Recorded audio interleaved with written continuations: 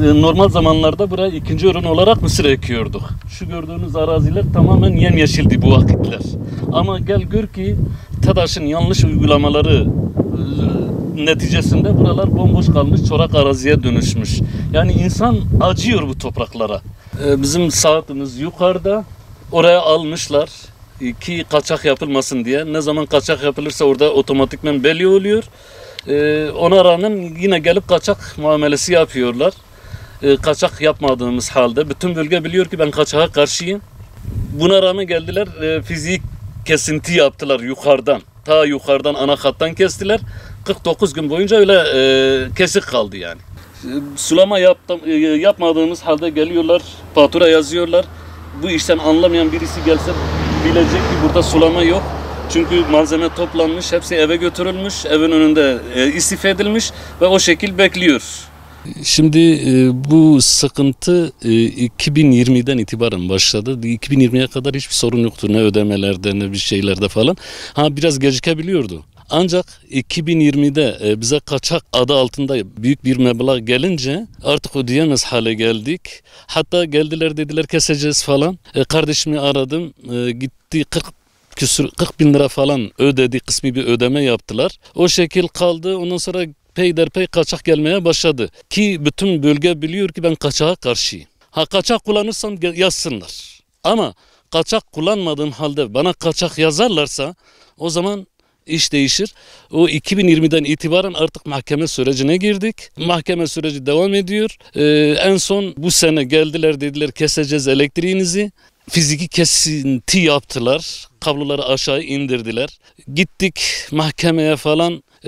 Tekrar kısmi bir ödeme yaptık. Onların istediği kadar bir ödeme yaptık. Ödemeden sonra mahkeme bize dedi ki gidin elektriğinizi bıraksınlar. Bize şey de verdiler, karar da verdiler. Hem DEDAŞ'a götürdük o kararı hem DEPSAŞ'a götürdük. Tamam elektriğinizi bırakacağız dediler. Geldik bırakmadılar. Gittik tekrar bırakacağız dediler. Tekrar bırakmadılar. O şekil tam 49 gün devam etti. En son 48. gün ben TEDAŞ'ın avukatına çıktım. Orada bizim avukatı aradım. Telefonu verdim oranın avukatına. Birbiriyle konuştular. Sonra telefonu kapattıktan sonra ya bu halledilmeyecek bir sorun değil ki. Peki halledilmeyecek bir sorun değilse niye şimdiye kadar bırakmadınız elektriğimizi? 49. gün bıraktılar ama sulama sezonu bitmişti. Sulama yapmadık. Ekinlerden gerekli verimi alamadık. İkinci ürünü de artık soğuduk yani. İkinci ürünü de ekmedik. Görüyorsunuz işte tarlalar kupkuru. Ağaçlar kurumuş. Yani ona rağmen bir 40 gün sonra geldiler dediler ki sayacınız niye çalışmıyor? Kaçak mı kullanıyorsunuz? Sulamıyoruz ki çalışsın dedim. Yani sulasak çalışır ama sulamıyoruz yani sulanacak bir yer yok. Ben sayacı nasıl? Ona rağmen tekrar bir kaçak cezası kestiler. Bu neye dayanarak kaçak cezasını kesiyorlar?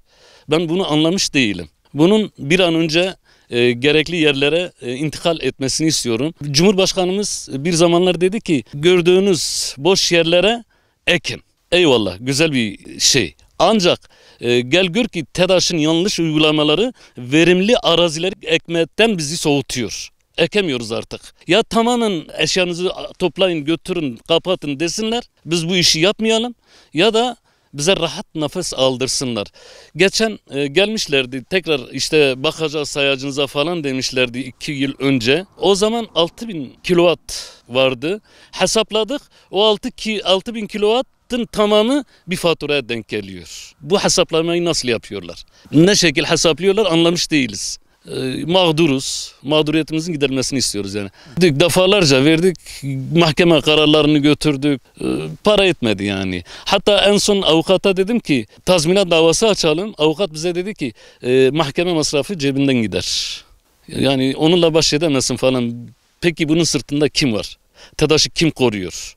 Haziran'da hiçbir şey sulamadığımız halde 3 tane fatura peş peşe geldi. Hatta bir tanesi yine kaçaktı. Kaçak fatura yani kaçak kullanıyoruz diye bir fatura kesmişler. 2 tanesi de işte kullanım bedeli adı altında bize fatura yansıdı. Dilekçe verdik. Dilekçemiz olumsuz sonuçlandı. Ayın 10'unda tekrar bir sulama yapmadığımız halde bana 34 bin liralık bir fatura 7. aya dair bir fatura geldi.